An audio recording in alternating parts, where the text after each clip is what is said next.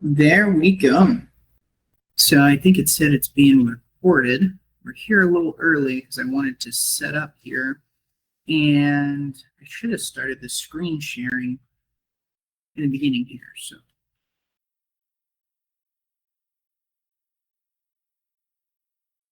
see now, I should have just waited for the exact time.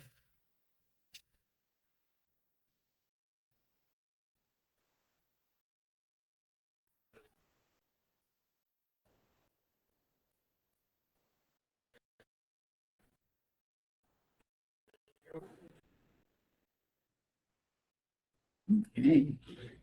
Let's wait a couple minutes. Man, should have waited. Hopefully I can clip the beginning of this so it's not so long to wait. Okay.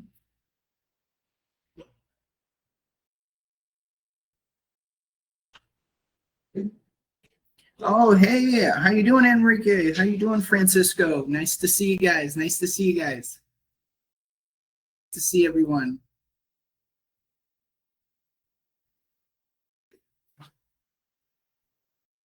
Okay.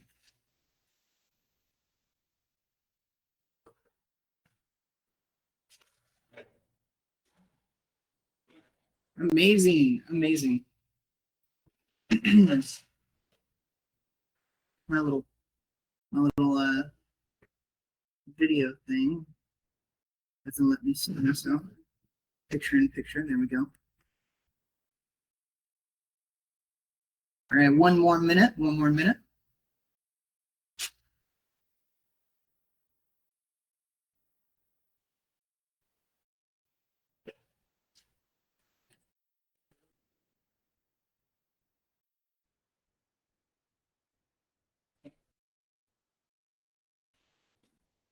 So I hope you guys are doing good back at home. Very exciting day today.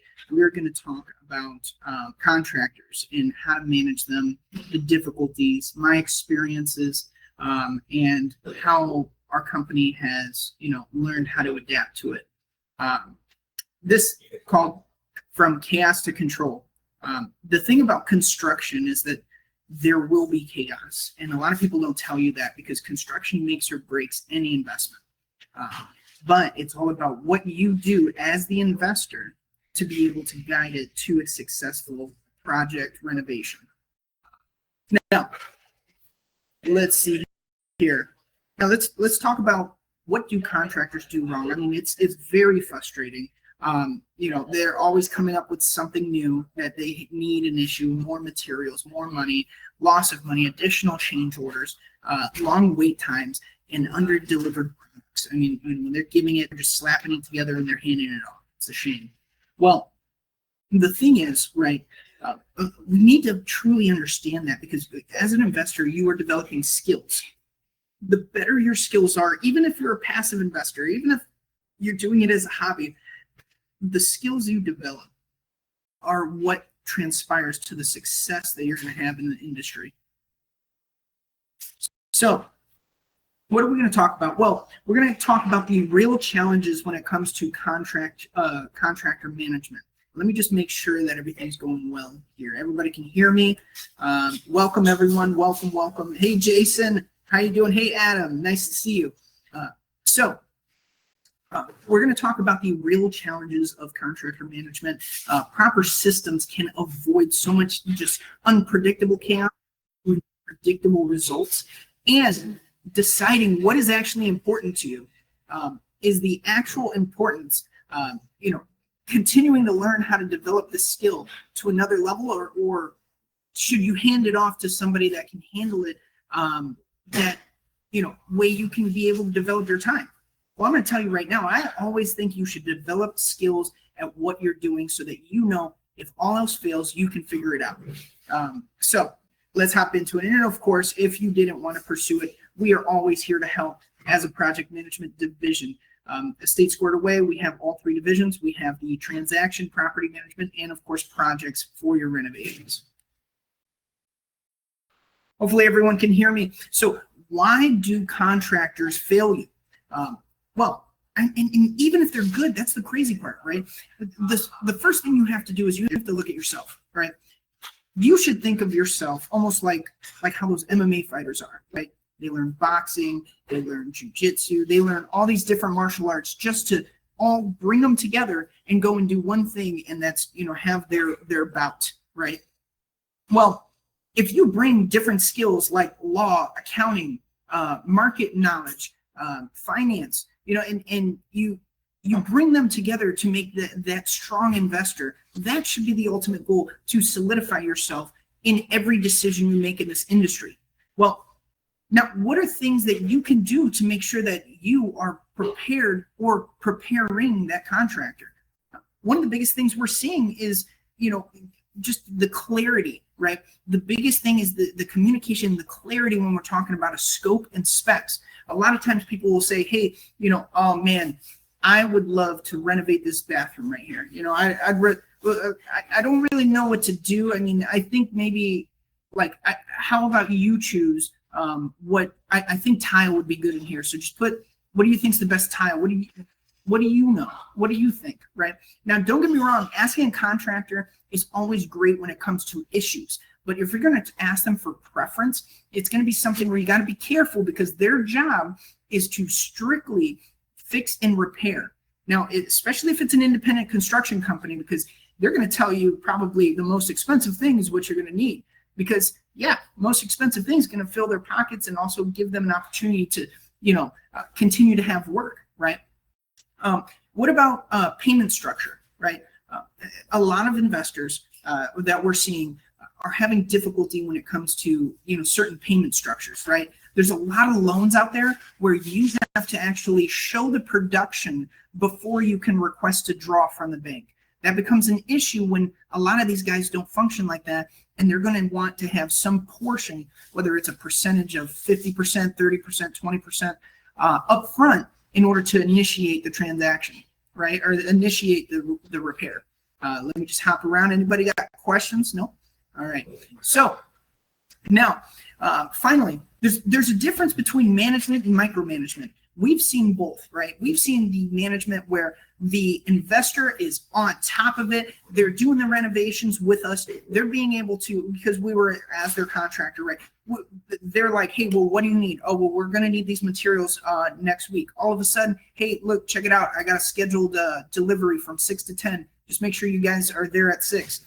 All right, not a problem. We're expected to start at 6 anyways. That's perfect. So boom, that you want your project done. That's the type of management you need to be doing. You need to be making sure that you're understanding what they're doing and what they need and working with them, not trying to pit yourself against them. So that way you have, this negotiating and argumentative, relationship. Don't get me wrong. Yeah, that lights a fire in people, that pushes people harder. But there's proactive and there's what is it called? There's positive reinforcement and negative reinforcement. Some people, they choose to, hey, if you get this done a week early, here's an extra couple $100. That's a really common one. But doing things that are simply just like, hey, so what's going on with the situation? Oh, okay, so I see you guys are about to work on gas lines. Is there anything that you guys need to be able to make this happen? Oh, well, what would be really nice is if we can have, let's say, for example, you have, what's a really common thing that we run into? It's pretty funny. A lot of people have perks, right, on Home Depot. Man, if I'm in the investor seat, right, and I'm working with my contractor, and I'm like, hey, I got like this $125 worth of perks. Go ahead, rent that material. Let me know. I'm going to put it on my perks so you can, be able to get it. Okay, boom. Now he's got a tool rental. That understanding what to do in tandem with your contractor is so much more important than opposing, because, a lot of these guys, they do construction because, everything else is difficult. It's easy to go and use your body to make money, right? Like you go over there, hammer and nail, and that makes sense, right? But what people don't like, obviously, is and what you find with these contractors is that it's mostly pride involved, right? So it's going to be very difficult when you hit them head on to have a good relationship long term and have a smoother outcome. So now, of course, they're not innocent, right? Obviously, we see a problem in the industry consistently where nobody can find a good quality contractor. But Is it actually because they're not good, or is it because there are just certain things that they haven't reached maturity in business, right? You go to hire a handyman, you shouldn't have expectations. It's probably going to be handyman service. You go to hire an expensive company, it's probably going to be worth it if you know that they have good reviews and whatnot, and they have systems in place. What's the problem that we're seeing these contractors have? I mean, most of them don't do proper planning, especially in the Gary area. They don't do proper planning. They aren't providing progress photos, videos. They're not explaining well enough what it is that they're doing to be able to successfully execute this project, right?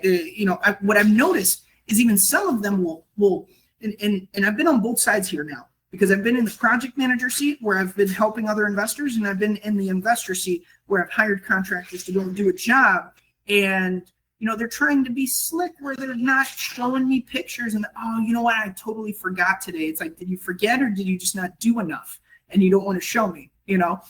So I can understand the frustration, but a lot of these guys, you will always get, you always get further with honey, right? So understanding where they are, actually, like, every business relationship, you should actually care about people, right? Because if you actually do good things, your money that you generate, I think it was Elon Musk said, like, the amount of money you make is in correlation with the problems you solve.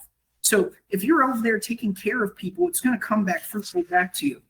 How many of you guys actually have a contractor that you work with that like their backstory? You don't just hire them just to hire them because it's a business transaction. What are they like? What's their family like? How do you know how they make their living? How do you know about their business? You get that deep, you might even influence how they do their business and get it tailored to you. That's something that we see all the time. So, hey, how you guys doing? And obviously there's this mismanagement of funds. Why is there mismanagement of funds? I can tell you a million and one things, because I've been on both sides now. We've had wins and we've had some losses. We've had some successes, and man, it is what it is. You got to have your growing pains. What I've learned, the most common way that most of these guys do mismanagement is because they didn't clarify and they didn't communicate exactly what they were doing. So things end up not being on the budget. Things end up not being on the quote, And so, they're doing drywall when drywall might not even be what they're supposed to be there for. But because there's a lack of communication, they think, oh, I'm supposed to renovate this room. It's a shame, but that's how some contractors are. Now, obviously not my boy Jason, man. He's always getting after it. No, Jim was the contractor. Sorry, Jason, I just threw you. But yeah, how do these problems happen? So they happen based off of poor communication. Poor communication can be on both sides as the problem.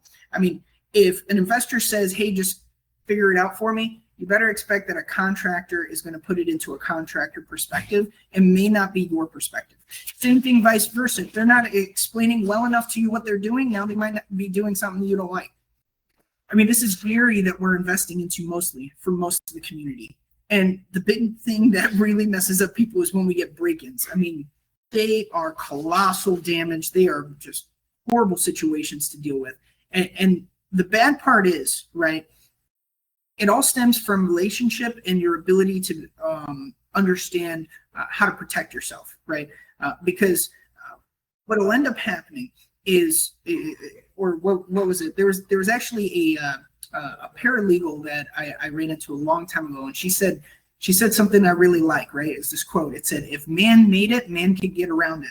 And so there is absolutely nothing on this earth you can do to actually stop someone from getting into a house. The thing you can do is you can be proactive in understanding that you have an asset, and while it's being worked on, people are going to be watching. So what you can do is you can put security precautions and make sure that you can do the best you can do as possible to prevent this. There's no foolproof plan. It may happen, it may not happen, but the hope is that you can do things to be preventatives.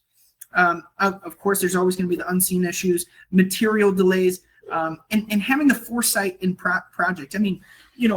Lumberjack literally just taught me this, that how can you be able to have your own investments and have your own renovations if you don't actually know the intricacies of what these people are dealing with from their perspective.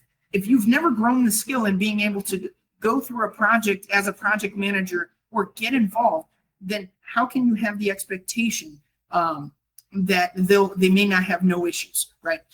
It's almost like the cop and the taser thing, right? Like you almost have to have that experience to understand what you're getting mad at someone for. So clear and precise contracts. Obviously, that's going to be the biggest thing that protects you guys. If you have those clear and precise contracts, that's going to be the biggest thing. There's so many things when it comes to a house. I mean, millions of things when it comes to a house that if you don't have it precise on exactly what they're doing in their scope of work, it's going to be very hard for you to, present something to the courts that holds that contractor accountable. So, it's definitely something there. Let's see, just checking in. Yeah, I know this app is very new. I like it. It's the one thing I don't like is the camera. I got to work on the camera, but the great part is that it auto records and it uploads for me pretty smoothly. So that's why we're using it. So I apologize, guys. So let me make sure I got a game for you guys. This is going to be fun. I get a game for you guys because I want you guys to have a perspective on what these project managers are going through and what you as the investor should watch out for and know how to prevent, right? Because we'll eventually go into the specifics of the preventative measures. I want to make sure that you guys understand why are these contractors having so much difficulty? Why is it that nobody can get it right? It just seems unbelievable. Well, we need to know why. And this is put a perspective by putting you in a situation similar, okay, to what these contractors face. So the game challenge, you are onto the next project for yourself, right? You're investing in a duplex that you're going to renovate, but hey, one of your houses is having some leaking issues, right? You need to get a new roof on it, even though you're pressing a little hard and you went into another duplex. Well, you get an estimate on the roof and it ends up being a hefty penny. $15,000. Well, now you're in a situation because now you got two different things going off at the same time that maybe you didn't expect originally. Well, now if we go to this, you start talking to the contractor. Let me start there. So you start talking to a contractor about these two scenarios and what you should do. Well, the first thing that anybody's going to tell you, right, and you know this yourself, is that you're going to want to go get financing for both, right? And when you go get financing for both, you go to the bank, you talk to that lender, you say, hey, look, I'm having an issue, I need to get a roof, or maybe you talk to your insurance, see if that works, and then you go and you talk to the bank like, hey, I just bought this property, I was planning on repairing it, but I got this other thing, so can I still get the loan? And you still want to progress forward, right?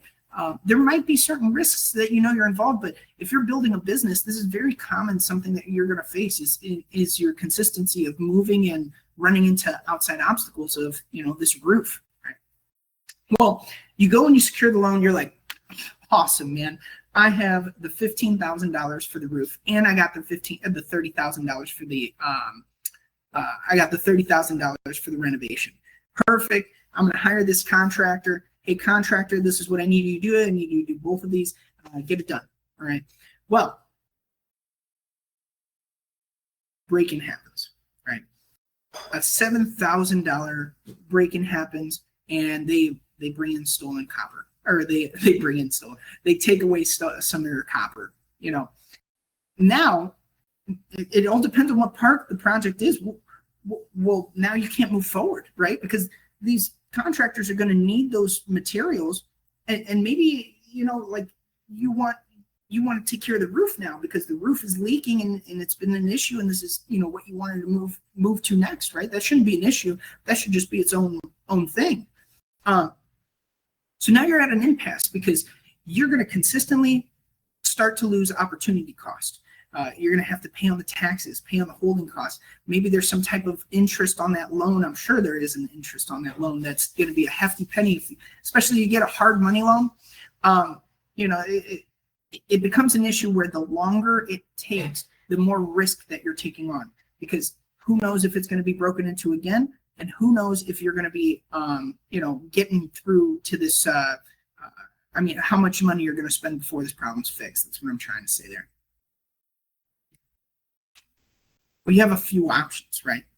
So here's 3 options that I bid you. And maybe some of these are simple to answer, but you'll be surprised on what kind of alternative outcomes we're going to see. So what would you do? We're going to take a poll here. I want you guys to put a letter. What would you do if you had a $30,000 renovation and $15,000 roof renovation going on at the same time you finance? One gets broken into, this house renovation, $7,000, project's halted. Now the guys need materials. You got to find a way to get that $7,000 back. Maybe they need photos for the draw. The first answer is borrow money from the roof project to cover losses. Well, that doesn't sound too good. That sounds risky, right? The second one is file a police report and write an insurance claim. Well, that kind of makes more sense, but how long could that take, right? And then the third option is to increase cameras, locks, and increase security preventatives. That also sounds good because now you're protecting yourself. So, there are some things that sound good, some things that don't sound good, but what happens here? Obviously, what kind of choices would you guys make? Let me see. Go ahead and make a choice on one of these guys, and I want you guys to see the fallouts afterwards. So, okay, Jason, you're saying upgrade security, right? Okay, Enrique, you said C, right? So increase camera locks and increase security. Okay, so you're both saying security. Okay. This is good. Okay, Adam saying security. Awesome. So we all said security. Well, the answer is actually that all of them are going to come with additional problems, because even if you put security on there, you're not foolproofing the solution. You're only just reducing the risk, and you're slowing down your project too. You haven't been able to recoup the money. There's a list of different items that now become a new issue while you continue to pay on that opportunity cost and that holding cost, right? So the true answer is there's no right answer, because all of it ends up being an issue the minute that something goes wrong. Now, what you can do is you can understand that there are ways to reduce, right? And actually, I kind of say this in the next one. The only solution is to have no more accidents and to never have an accident. It's kind of like that's another thing they say in martial arts, right? It's like the best way to get out of something is to never get into it. But realistically, I want to say it's like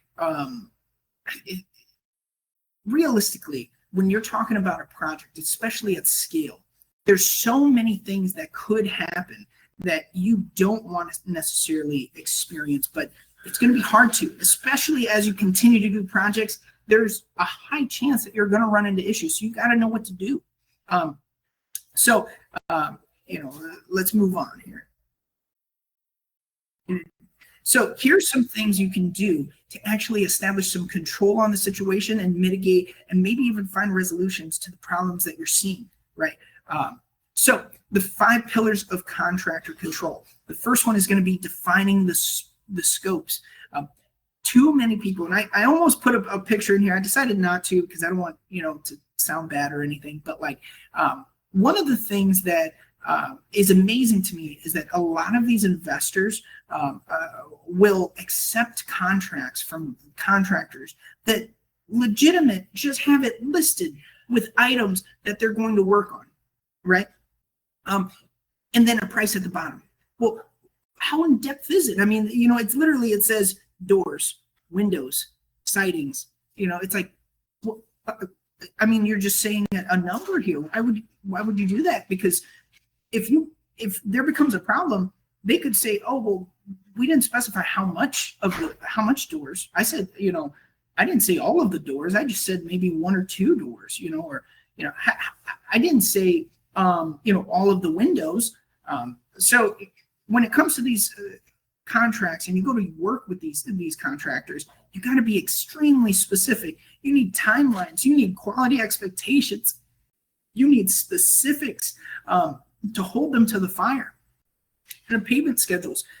Of course, everybody knows that ideally you want to align them with milestones, or you want to separate them in like, hey, I'll give you 30% or 25% down. Halfway, I'll give you another 30. Closing, I'll give you 30. Or maybe something like 50% up front, 50% on the end, which is extremely risky. But really the true way that you should do it is you should be understanding exactly the process and how much the value of what they're doing is worth. So let's say, for example, they're going to do something that's worth $4,000, like flooring, right? They go to put in flooring for you, $4,000, paint the walls, $2,000, and they want, let's say they do a $30,000 renovations. They've gotten those 2 items done. Well, of course, the easy answer is, why am I going to pay you on anything else that you've done if you've only done these 2 items? Yeah, they might need materials. Yeah, they might need labor. But you know that if you're going to give them something extra, it's got to be modest, right? Unless you have that watertight contract. So always get something when you give something. Now, one of the other things that's amazing is that people don't even get documentation. You know how many investors will work with contractors on no agreement at all? And it's a shame, because it's very difficult to protect someone, especially from my perspective, where I consult and I help and I optimize, and that's what I do for a lot of the investors. It kind of puts like hands behind your back when you're in a position where money is out and there's no agreement. But there is always something you can do. So being very specific, making sure that you have that documentation. So if you need to take that contractor to court, or if you need to figure out an insurance claim, you have everything in writing or photos. Backup crews. Well, this is really good, because I've ran into this situation multiple times as an investor, where they're working on one of my renovations, and this group of contractors wants another $6,000 after they did $3,000 worth of work, right? So I gave them $6,000 to start, to be able to do some painting and whatnot. They didn't finish the painting. They did like half of the painting, and then they wanted another set of $6,000 for the next section. They were like, hey, well, I know we haven't finished it yet. I just think it's fair if I get this money, so I know that when I finish it, I can go to the next thing. It's like, well, no, because you didn't even finish the first thing. So how about you finish the first thing, and then we can talk about the second thing. Now they started giving me, kind of lip, and saying, no, I'm not going to do that. I want this. Well, okay, that's fine. Tell you what, go ahead with 6,000. You can go ahead and go. I'm going to now hire, B team, right, to come in and finish with the next 6,000, because I know that at least they'll be willing to tie up something a little bit maybe for me and move on to that next task list. Yeah, it might be a little bit more, but you're saving so much money than risking consistently with the same contractor. So having multiple teams and being able to stop yourself before you move on to the next section is so important. That's how a lot of people save their money. I mean, when people do these massive draws of 50% up front, 50% on the end, they get into trouble. And then, of course, the legal leverage. These companies have insurance. These companies have contracts and penalties that you can add. It's an agreement at the end of the day. You should negotiate. You should see what you can do with this contractor, because they want that job just as much as you want the help. So let me just check in with the community. Yes, see above reserves. Yes, see above about reserves. Yeah, of course, obviously having reserves is always ideal, but I'll tell you what, there will be times where, things will get under tension. The higher up and more complex you go. I see a lot of these investors that have a few hundred properties, and man, they're throwing money around like it's, like it's volleyball. It's crazy. But yes, of course, it's always ideal to have reserves. Okay, when should you ditch managing construction? Now, there are a lot of situations where, of course, I'm always going to say you got to develop the skill first. You got to go in there and actually manage your project so you understand what it is that when something goes wrong and how to fix it. But there does come a point where it's no longer worth your time, right? when it's not worth your time, it's because you're either too busy, too far away, or there's too many doors going on. Well, how are we going to solve these options? And what happens when you're at this point finally? Of course, we would love to help you. I'm always going to promote our team, and this is how we kind of handle these issues. Even if you don't work with us, you should be looking for construction teams that have similar systems in place so that they can be able to combat any of these issues that might come up. So, of course, with every project, myself and the team going down the list review every single aspect. And we have consistent daily updates with our job trend program. So this job trend program is awesome. Like I just, they didn't pay me to promote them, but I just think it's an awesome program. When you guys work with us, we end up giving you a portal, and you'll be able to see all your documentation, photo updates, and scheduled details of what happens next. And when I say daily, daily updates, I mean, I really mean it. Like we literally will update you guys every single day with exactly what's going on with detailed descriptions. And if you ever have a concern, you can call in to our administrator and they'll be able to tell you exactly what's going on. So it's very hard to find people that have systems that are very comparable to this. And I'm just going to go back to this job trend program. And if you're ever interested in managing your own program, I mean, this is probably what I'd recommend to pay for at least, because it'll walk you through how to do it. There's different stages of this, right? There's an entire academy. Same thing for Buildium. Buildium has its own academy where it'll teach you how to do everything from beginning to end. So you guys definitely, if you're going to go into working with contractors, first recognize that you are developing skills as an investor. You need to get good at knowing how to manage others, and you need to create relationships, because when you do good things for people consistently, they'll watch out for you too. If you go and you actually befriend that contractor and take care of them, then they're going to stay loyal to you, and they're going to do things over the moon for you, especially those types of guys, because everything runs on pride when it comes to making a good product. So I'm going to open the floor for questions, and just tell me what you guys are thinking. Any questions, or maybe kind of a challenge of what you guys have seen. So I'll open that up for a little bit. Anybody have any ideas? There we go. Lindsay, what's up, Lindsay? Nice to see you again. Nice to see you. And I appreciate all you guys for joining in. So I hope this was some, helpful information. I think that, I think it's great.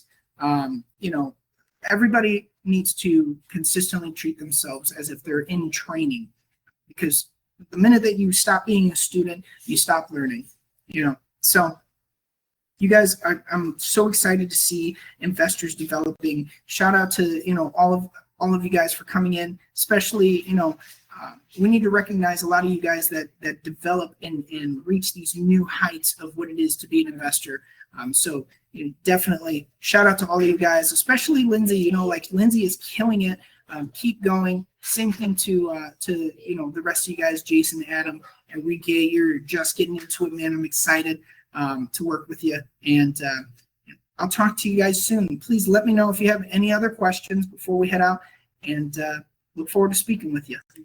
All right, we'll try and hey, there we go, Adam. Have luck paying our contractors weekly. Oh, okay, so 6-week jobs, 6 weekly payments. So okay, so you pay your contractors weekly. That's interesting. Okay, so we'll look into see. I'm always very much a fan of everyone's style, so I'd love to see exactly how you do it, Adam. Is it based on production? Is it based on what kind of are you getting certain objectives each week?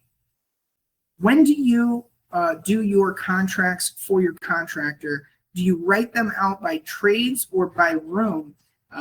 How about timelines, and are they stipulated on your contracts?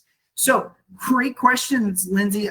Honestly, this is a great question, because here's the thing. I've seen contracts written in a few different ways. I've seen contracts written where they say renovated bathroom, and when they actually specifically say tub, floor, bathroom floor, shower window, shower walls.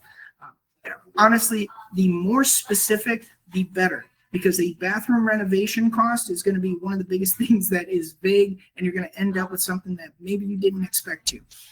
If you're going to pursue into like, let's say a flip, you're probably going to end up putting a higher quality material than you're going to put in a rent.